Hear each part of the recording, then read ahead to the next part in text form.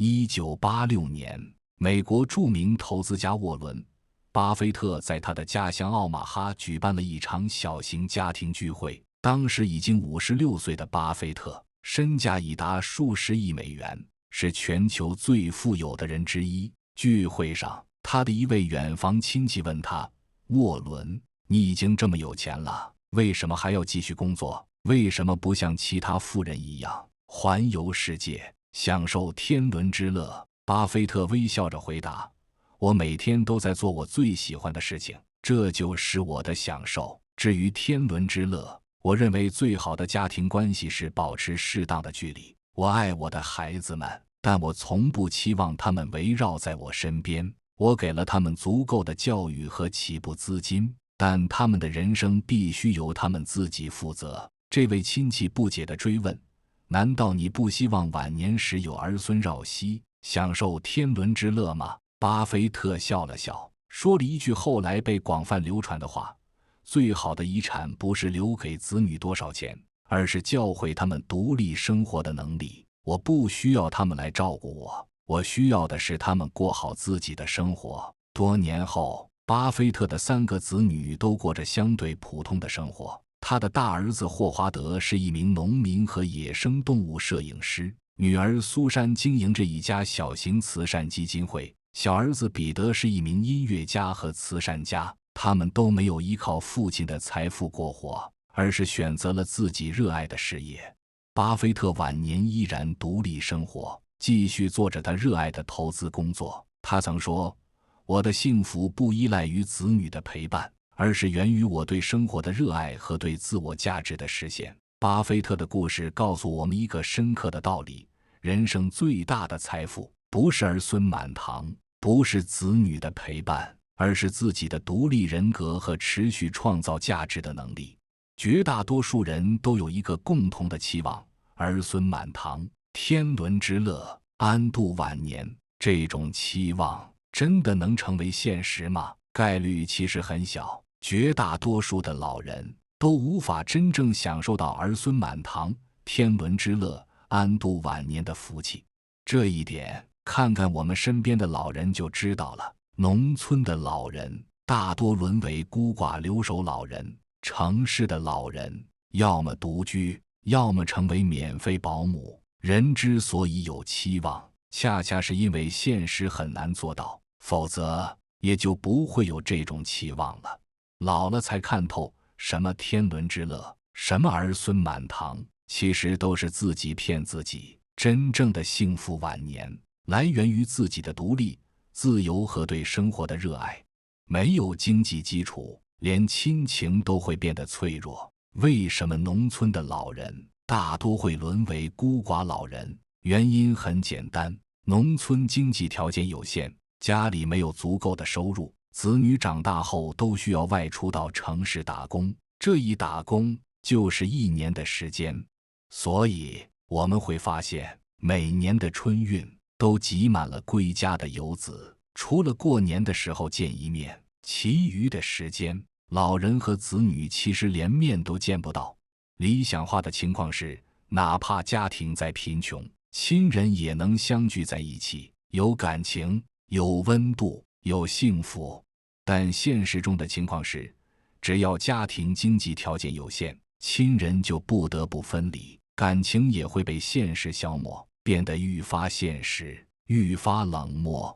所谓汤无盐不如水，人无钱不如鬼，就是这个道理。人老了，要想安享天伦之乐，首要条件是家庭经济宽裕，满足了物质基础，才能进一步满足精神需求。美国著名心理学家亚伯拉罕·马斯洛提出的需求层次理论告诉我们，只有当人的生理需求和安全需求得到满足后，才会追求爱与归属、尊重和自我实现的需求。如果连基本的物质条件都无法保障，谈何亲情和天伦之乐？日本著名企业家稻盛和夫在他80岁时接受采访，记者问他：“您如此成功，最大的幸福是什么？”稻盛和夫回答：“我最大的幸福不是子女的孝顺，而是我到现在还能工作，还能为社会创造价值。我不需要子女的照顾，我需要的是自己的独立和尊严。稻盛和夫的子女都很优秀，但他从不依赖子女，也不要求子女必须陪伴在自己身边。他说，我给了子女良好的教育和起步的条件，但他们的人生必须由他们自己负责，我的幸福也必须由我自己负责。这种独立自主的精神，正是东方传统文化中老骥伏枥，志在千里的体现。真正的智者不会把自己的幸福寄托在他人身上，而是掌握在自己手中。子女成家后，与父母的距离必然渐行渐远。如果你的孩子已经结婚，你一定会有这样的感受：子女与父母的距离确实渐行渐远了。为什么会渐行渐远？因为这两代人早已不是一个世界的人了。子女未婚时还在原生家庭中，自然与父母是一家人，因为他们没有其他牵挂，只有对父母的牵挂。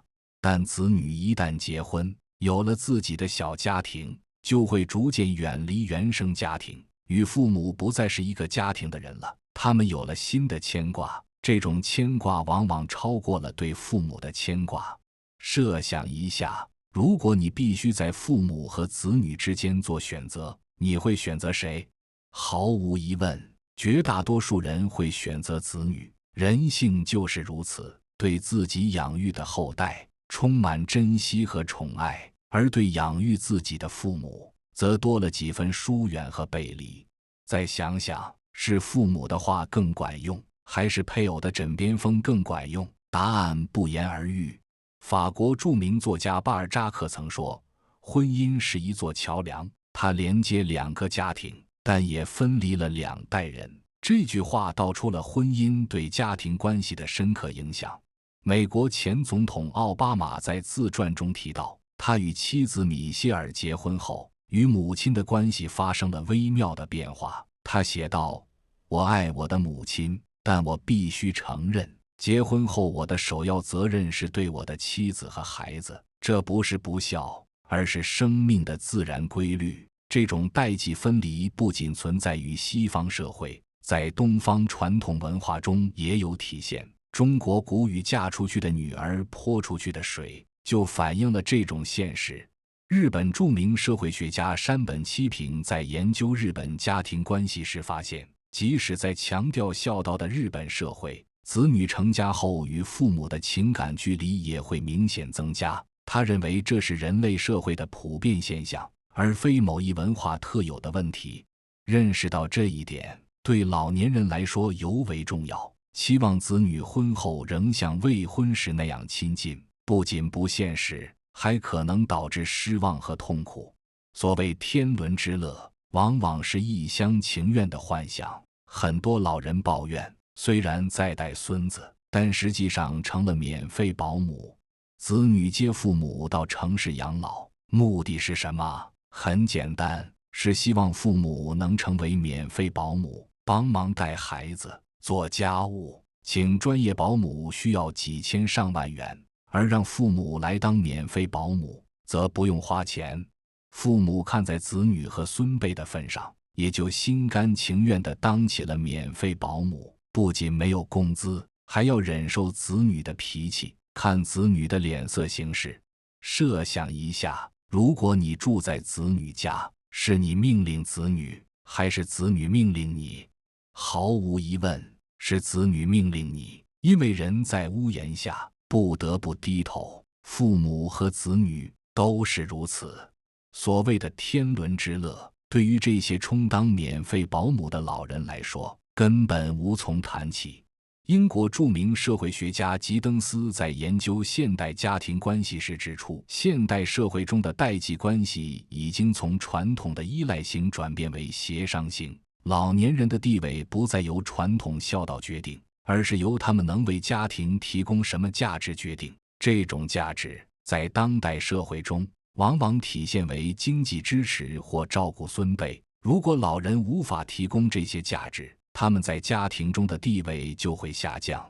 美国心理学家罗伯特·哈维在《空巢家庭》一书中写道，许多老年人幻想着与子女同住会带来天伦之乐，但现实往往是失望和冲突。代际之间的生活习惯、价值观和期望的差异，使得共同生活充满挑战。日本电影《东京物语》生动地描绘了这种现实。影片中的老夫妇去东京看望事业有成的子女，却发现子女们忙于自己的生活，没有时间陪伴他们。最终，只有丧偶的媳妇对他们表现出真诚的关心。导演小津安二郎通过这部影片，揭示了现代家庭中代际关系的疏离和老年人的孤独。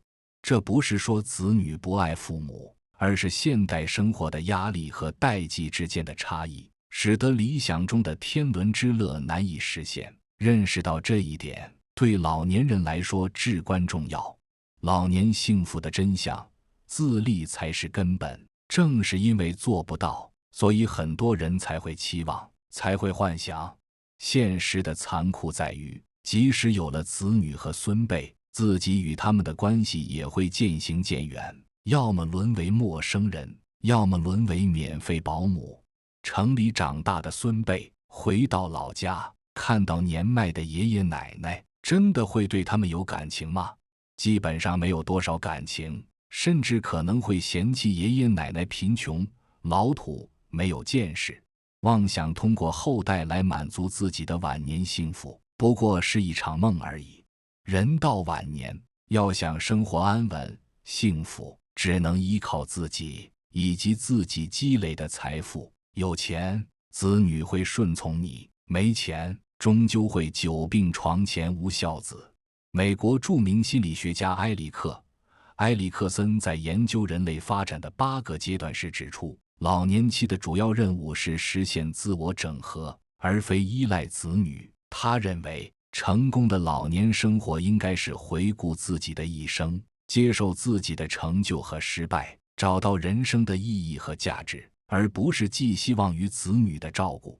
瑞典著名导演英格玛·伯格曼在80岁时接受采访，记者问他：“您最大的幸福是什么？”伯格曼回答：“我最大的幸福是我仍然能够工作，仍然能够创造。我不需要子女的照顾，我需要的是自己的独立和尊严。”伯格曼的子女都很优秀，但他从不依赖子女，也不要求子女必须陪伴在自己身边。他说：“我给了子女良好的教育和起步的条件，但他们的人生必须由他们自己负责，我的幸福也必须由我自己负责。”这种独立自主的精神，正是西方文化中活到老、学到老的体现。真正的智者不会把自己的幸福寄托在他人身上，而是掌握在自己手中。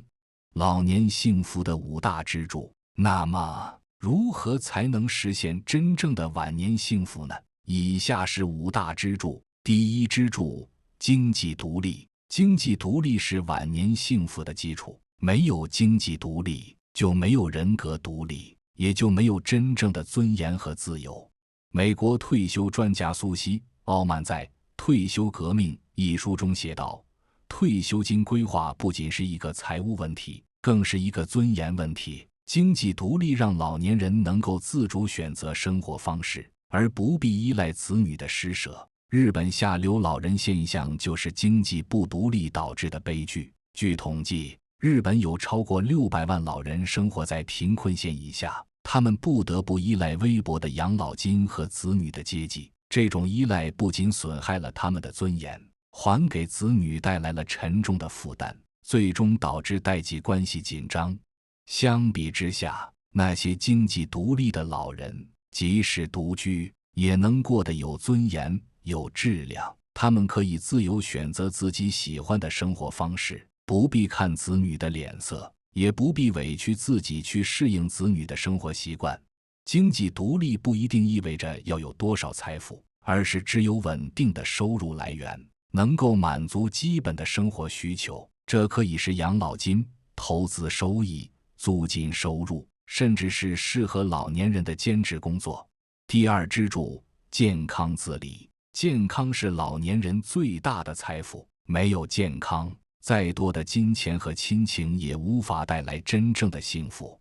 美国长寿专家丹·布特纳在研究100岁老人时发现，那些长寿且幸福的老人几乎都有一个共同点，他们能够自理日常生活，不需要他人的照顾。布特纳写道，自理能力不仅关乎身体健康，更关乎心理健康。能够自己照顾自己，给了老人一种控制感和成就感，这对维持积极的心态至关重要。日本冲绳岛以长寿闻名，当地100岁老人比例是世界平均水平的5倍。研究发现，冲绳老人之所以长寿且幸福，一个重要原因是他们保持着活跃的生活方式和自理能力。即使是90多岁的老人，也会自己种菜、做饭、打扫卫生。保持健康自理能力，需要从中年甚至更早就开始注意定期体检、合理饮食、适当运动、戒烟限酒。这些看似简单的习惯，却能为晚年的健康和自理能力打下坚实的基础。第3支柱：兴趣爱好。丰富的兴趣爱好是老年生活的调味剂，能让晚年生活充满乐趣和意义。法国著名画家莫奈在70岁后创作了他最著名的睡莲系列，直到88岁去世前都没有停止创作。他曾说，我的花园是我最大的艺术作品，也是我晚年最大的乐趣。日本著名作家村上春树在谈到老年生活时说，我不担心变老，我担心的是变得无聊。只要有阅读和写作这2件事，我的生活就永远不会无聊。兴趣爱好不仅能丰富老年人的精神生活，还能帮助他们保持认知能力和社交网络。研究表明，那些有兴趣爱好的老人，认知能力下降的速度明显慢于那些没有兴趣爱好的老人。兴趣爱好可以是任何事情，园艺、绘画、书法、下棋、钓鱼、旅行、摄影、烹饪、志愿服务等等。重要的是，这些活动能给老人带来乐趣和成就感，让他们的生活充满期待和意义。第4支柱：社交圈子。维持活跃的社交圈子是老年幸福的重要因素。研究表明，社交活跃的老人比社交孤立的老人更健康、更长寿、更幸福。哈佛大学进行的一项长达80年的研究发现，良好的人际关系是幸福和长寿的最重要预测因素，甚至超过了基因和生活习惯的影响。研究负责人罗伯特·沃尔丁格博士说，孤独对健康的危害相当于每天吸15支烟，比肥胖的危害还大。老年人的社交圈子可以包括老朋友、邻居、兴趣小组成员、志愿者团体等。重要的是，这些关系应该是平等的、互惠的，而不是单向的依赖。在中国传统文化中，有老友相聚的美好传统。退休后的老人经常聚在一起喝茶、下棋、聊天，分享生活的喜怒哀乐。这种社交活动不仅丰富了精神生活，还提供了情感支持和归属感。第5支柱：心态调试。积极的心态是晚年幸福的关键。研究表明，那些对老年持积极态度的人，比那些对老年持消极态度的人平均多活 7.5 年。美国心理学家卡罗尔·德维克提出了成长型思维的概念，认为即使在老年，人也可以继续学习和成长。他研究发现，那些相信自己仍然可以学习和进步的老人，比那些认为自己已经老了学不动了的老人，在认知能力和生活满意度上表现得更好。日本100岁老人都有一个共同点，他们都有生甲斐 ikigai 即活着的理由或生活的意义。这可以是照顾孙辈、创作艺术、服务社区，或者仅仅是享受每一天的阳光和美食。重要的是，他们都找到了让自己起床的理由，让生活充满期待和意义。心态调试还包括接受老化的现实，放下对过去的执着，专注于当下的生活。正如禅宗所教导的，活在当下，珍惜每一刻。如何为幸福晚年做准备？幸福的晚年不是偶然的，而是需要从年轻时就开始准备的。以下是一些建议：财务规划要趁早，退休金规划应该从工作初期就开始。复利的魔力在于时间，越早开始投资和储蓄，退休时的财富就越丰厚。美国金融专家戴夫·拉姆齐建议，工作收入的至少15%应该用于退休储蓄。他说，退休规划不是为了让你在65岁时变得富有，而是为了让你在85岁时不至于贫穷。除了传统的养老金和储蓄，还可以考虑投资房产、股票、基金等多元化的资产，以应对通货膨胀和市场波动的风险。健康投资要重视，健康是无价的财富，值得投资。定期体检、合理饮食、适当运动、戒烟限酒，这些看似简单的习惯，却能为晚年的健康打下坚实的基础。美国心脏病专家迪恩·奥尼什博士研究发现，即使是70岁以上的老人，通过改变生活方式，也能显著改善健康状况。他说，永远不要认为自己太老而不能改变，只要你还活着，就有改变的可能。兴趣培养要多样，年轻时就应该培养多样化的兴趣爱好，为晚年生活做准备。这些兴趣爱好不仅能丰富退休后的生活，还能帮助保持认知能力和社交网络。法国著名作家雨果在晚年时说，年轻时播下兴趣的种子，老年时才能收获快乐的果实。人际关系要维护，良好的人际关系需要长期维护。退休后，工作关系可能会逐渐淡化，如果没有其他的社交圈子，很容易陷入孤独。美国社会学家罗伯特·帕特南建议，加入社区组织、志愿者团体、兴趣小组等，建立多元化的社交网络。他说，社交资本就像金融资本一样，需要投资和维护。心态调整要积极，积极的心态需要长期培养。学会感恩，专注当下，接受变化，保持好奇心。这些心态习惯能帮助我们更好地面对老年生活的挑战。日本100岁老人常说的一句话是，感谢每一天的阳光，珍惜每一刻的生活。这种简单而深刻的生活哲学，是他们长寿且幸福的秘诀。真正的幸福在于自己。回到文章开头提到的巴菲特的故事，他的晚年生活之所以幸福，不是因为他有多少财富或折子女多么孝顺，而是因为他保持了经济独立、健康自理、丰富的兴趣、广泛的社交和积极的心态。真正的幸福晚年，不在于儿孙满堂，不在于天伦之乐，而在于自己的独立、自由和对生活的热爱。正如巴菲特所说，最好的遗产不是留给子女多少钱，而是教会他们独立生活的能力。我不需要他们来照顾我，我需要的是他们过好自己的生活。同样，我们也不应该期望子女来满足我们的晚年幸福，我们应该为自己的幸福负责，通过经济独立、健康自理、丰富的兴趣、广泛的社交和积极的心态，创造一个有尊严、有质量、有意义的晚年生活。这不是自私，而是对自己和子女都负责任的态度。只有当我们不成为子女的负担，才能真正让他们自由发展。只有当我们能够自立自强，才能赢得子女真正的尊重和爱戴。老了才看透，人生最大的财富不是儿孙满堂，而是自己的独立人格和持续创造价值的能力。这才是真正的幸福之道。我是高维认知，今天的内容就到这里。如果你觉得今天的内容还不错，请一定要关注我们的频道，让我们一起每天提升自己的认知水平。